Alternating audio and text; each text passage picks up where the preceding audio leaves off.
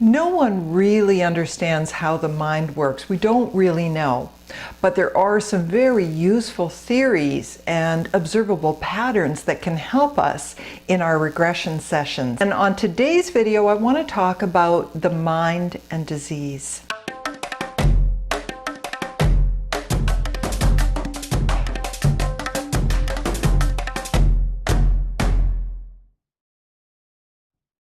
Now, brain and mind are sometimes used interchangeably, but for our purposes, the mind is not the brain. The brain's an organ in the body, and we don't work with the brain. That would be practicing medicine. We don't want to do that. We work with the mind, and the mind has to do with perceptions and feelings and beliefs. But mind and body do not work independently. Now, in German New Medicine, the view is that the brain is a kind of a biological receiver and transmitter of perceptions. The mind perceives, the body achieves. I think it was Napoleon Hill that said that. So the mind is reading what's going on in our environment. It's like I think of it as like a satellite dish. It's just reading what's going on in the environment. And it's doing that through the sensory system of our body. So seeing and hearing and smelling and tasting and sensations in the body.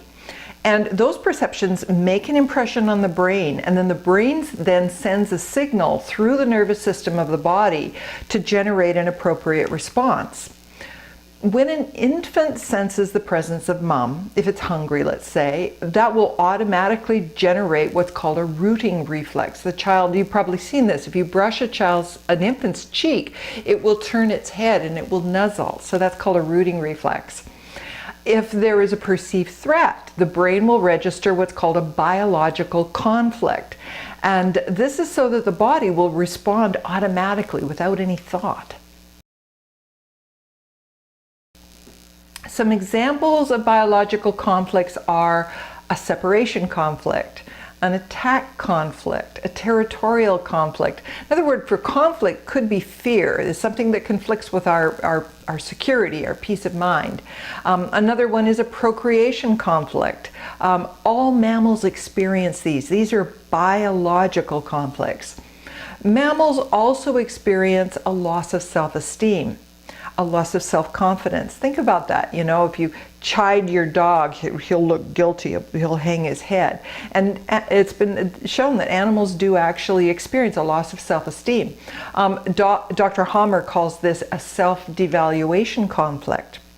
Now, these are basic biological threats to our survival, to our physical survival, and all mammals experience them.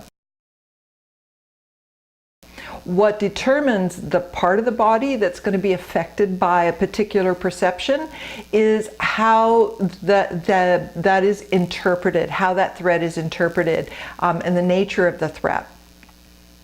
So the brain will register the threat.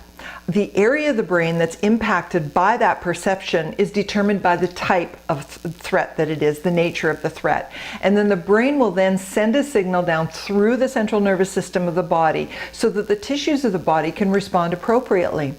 And it's a great system, except for one little thing. Subconscious mind doesn't know the difference between a real and an imagined threat. So a figurative threat can have the same impact on us. An imagined threat can have the same impact on us than an actual threat. And it will generate the same responses as if that threat were real. And we call that a stress response. Now, stress is just the body's natural response to the perception of threat, and it really doesn't have to be real. When the mind perceives a threat, that's it. Real or otherwise, it's going to respond to it automatically, and it responds from the brain, automatically sending a signal through the nervous system. If you've ever woken up from a bad dream and found that you've kicked all the covers off the bed, your heart's pounding, you're in a sweat, you know what I'm talking about. Your mind has already perceived the events of the dream as if they were real, and the body is responding appropriately, even though nothing happened. You're lying safely in your bed. So the nervous system is really designed to keep us alive, and it does that by mobilizing the body for action, so that if we need to run or we need to defend ourselves, we're going to do that automatically without a thought. Stress hormones like adrenaline and cortisol are released because they make us faster and they make us stronger, and they also make us more alert, which gives us a better chance for survival. When we're in a stress response, the heart starts beating faster to get more blood to the tissues. The muscles get tight in readiness for action. The breathing gets quicker to get more oxygen into the bloodstream. Our blood pressure goes up. Our senses get sharper. And this just ensures us that we've got a better ability to protect ourselves, to escape, or, put up our dukes and defend ourselves. So it's all good stuff if you're facing a real threat. If you happen to live in a neighborhood where there's saber-toothed tigers, for example, then this ability to respond unconsciously without thought is a really good and beneficial attribute of being a mammal. But most of us are not facing actual predators in our day-to-day life. What we're dealing with are imagined threats and figurative threats, figurative as if. And the subconscious mind interprets them as if they were real, and it responds accordingly. So what are these things, these threats in our daily life? Well, we have time pressures, and we have too much to do, and we've got too much information to deal with, and we're stuck in jobs that we hate, and we've got to deal with bureaucracy and arguments with spouses and kids and the boss, and most people got money worries and health worries, and on it goes. And these are the kinds of things that keep the body on red alert, keep the body in a stress response. And that means that the body is flooded with stress hormones like cortisol and adrenaline and norepinephrine. And these hormones, while they're really good if you need to get up and get out real quick, they're not good when they're maintained in the system, because they start to disrupt the organs of the body. In fact, they disrupt every system in the body. Virtually every client that comes to us brings us a problem that is rooted in some kind of stress. Anxiety problems, anger issues, depression, fatigue, sleep problems, any number of physical complaints. These things are rooted in an underlying stress. And stress has been shown to inhibit immune function, so it slows our ability to heal. Stress actually can generate disease in the body. There's a long list of conditions that have been recognized and attributed specifically to stress. So obviously resolving internal stress is going to help the body to heal itself. The body already knows how to heal. It's got natural healing responses in it. It's just that stress inhibits that response. Stress hormones also increase inflammation in the body. Inflammation creates tremendous damage in the body. It causes brain fog, it causes joint pain. So removing the stress that's generating those hormones, that is generating inflammation in the body, is going to reduce pain in the body. It's also going to improve cognitive function. Stress shuts down a person's ability to think clearly. We know this. You don't need to think when you're facing a saber-toothed tiger. That's the last thing you need to do. Gee, I wonder what I should do here. No, your body needs to respond instantly. We're designed for survival. The problem is that cortisol actually kills brain cells. So when you're in a chronic stress state, your brain cells are taking a hit. Releasing that stress is going to improve memory, and it's going to improve mental clarity. Cool, huh? If you're working with weight problems, then what you're going to find is, for a lot of people, the body is actually in survival mode. First of all, die with a T, right? The dieting stresses the body. So add to that the stress of carrying the excess weight, and the self-image stress, and any health concerns that might be connected to the weight, and then the underlying stressors that are generating the overeating behavior in the first place. And you've got a body that is seriously stressed out, and chronically so. So when the body is in survival mode, what it does is it stops growing muscle. Now, muscle burns more calories. So it stops growing muscle, and what it does is it holds on to the weight, because, you know, you could be in a famine. You might need those extra, you know, stored fat to live off of during that time of famine. So that's how the body's functioning. Cortisol affects the metabolic system of the body, metabolism, how fast everything's running, how we're burning, you know, the efficiency of our, you know, of the body's ability to burn fuel. One of the hormones, cortisol is one of those hormones that actually regulates blood sugar, and so it can cause carb cravings. So if you've got chronic stress, you're going to find that you're probably craving more carbs. Carbs are sugar. Any kind of carb is converted by the body basically into a sugar, and so this can lead to insulin resistance. And insulin resistance is a metabolic disorder which is a precursor to diabetes. Now, eating gives us pleasure. That's another biological factor that we have to deal with. Food's good, tastes good, we enjoy it. Food causes us to relax. We have biochemical responses to different foods. You know, some are relaxing, some are stimulating. But the thing with cortisol, which is the main stress hormone we're concerned with here, it has a numbing effect on the body. Okay, that serves a purpose. If you're going to get eaten by that saber-toothed tiger, numbing down's a good idea, because you're not going to experience the pain of being eaten.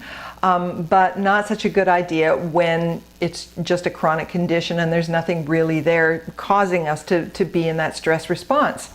So when cortisol is numbing out the body, a person doesn't really have the ability to tell when they've had enough to eat. And so also it can cause a person to eat more just to get more pleasure, and the pleasure of that relaxation response, that calming effect.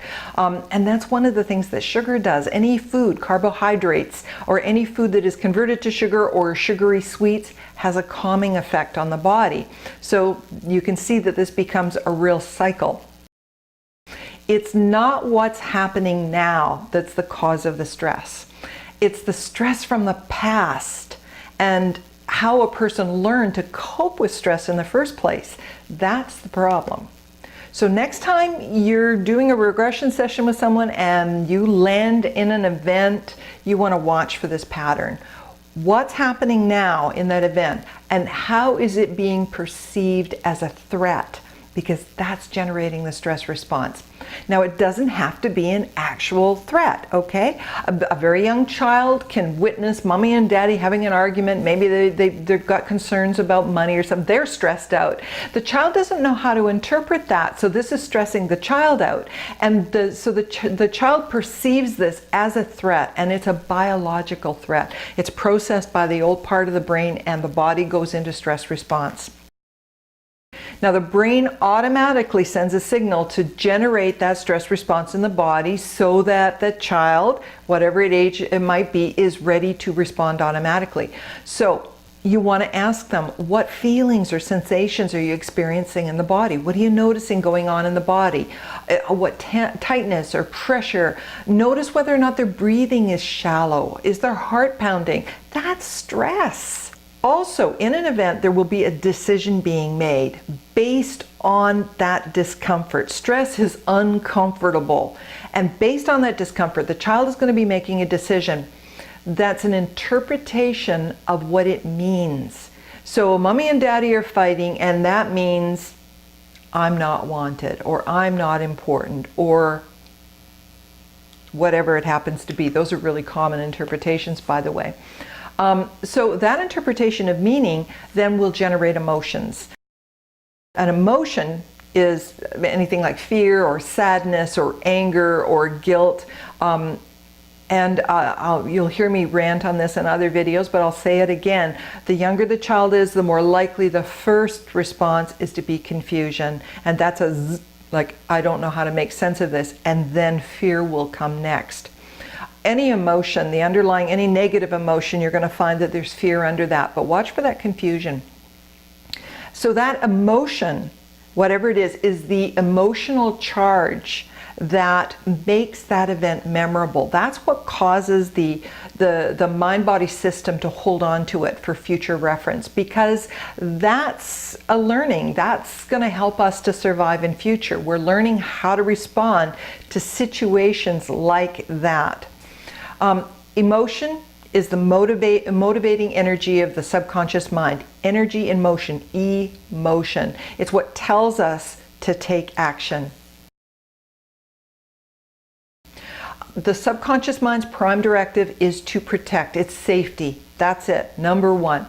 If the child isn't able to take action, if it's an infant, or if it's not in circumstances that it knows what to do, or it has an opportunity to take action, can't figure out what to do, how to escape, how to soothe itself, then the feeling doesn't go away. It gets stuck inside. And that becomes a stuck response. Stimulus response, very uncomfortable.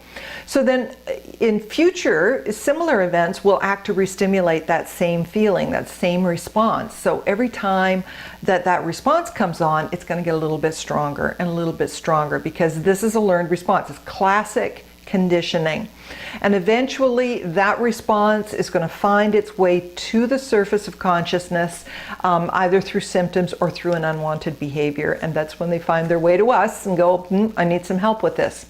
So you can track back through the behavior or through the emotion. And that's just following that system. Because behind the symptom or behind the behavior, there's going to be an emotion that's motivating it. So find the feeling, find the emotion if you can. If you can't find an emotion, that's okay. Find the sensation in the body. That's going to track back to an emotion as well. Now, it's not necessarily the feeling about the behavior or the symptom. You need to make a distinction there, because if someone's been dealing with a problem for quite some time, they may have a lot of frustration or anger or sort of a general upset about having to deal with the problem. And that's one thing. But then there's the actual feeling that's connected with the problem itself, which may not be the same feeling. So you want the motivating energy that comes up before that behavior. So if it's an eating behavior, you want the motivating energy that comes on just before they reach for the Doritos, or just before that craving for chocolate comes on, or just before they want to have another cigarette, or whatever that behavior happens to be. If it's a symptom of some kind, if you're working with a physiological condition, maybe it's a pain, maybe it's some discomfort in the body, then you need to identify what is the motivating energy that comes on before the symptoms arise. Behind that emotion, you're going to find a thought. Feelings don't come out of nowhere. There's always a thought behind the emotion, and often there's a cluster of thoughts. So you can end up with a whole kind of cascade of emotions all clustered together. So behind every thought, there's going to be a perception. Thoughts don't come out of nowhere. They're caused by something. And so it's the perception that causes the thought. And the perception is the five sensory channels that we use to input information. So it's either seeing something or hearing something or sensing something or feeling something. The primary ones that we focus on are visual, auditory, and kinesthetic. So those are the sensory systems that are channels. They're inputting the information that's making an impression on the brain that's sending the signals through the nervous system of the body. And that's tied to what's happening. But it's the thought that's the cause of the problem, okay? It's not the feeling. We use the feeling to find the thought, but it's the thought that's the cause of the problem. Park-Hill calls this thought-cause alignment. That's what we want to follow, is where's that, what is that alignment that tracks back to the thought?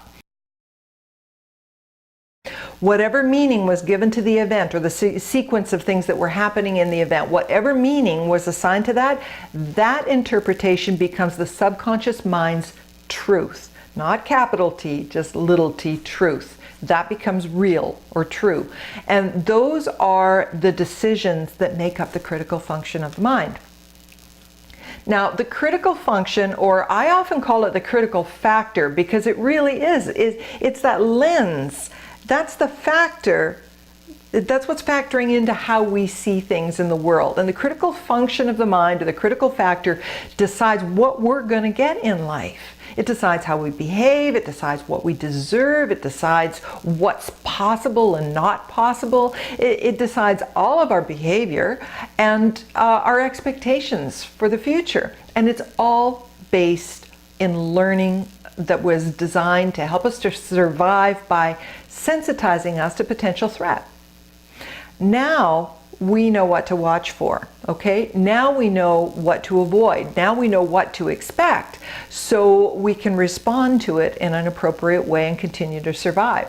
The problem is that the younger the child was, when that pattern got established, the more likely that truth is to be based in misperceptions. Children don't have a lot of history with which to make sense of what's happening.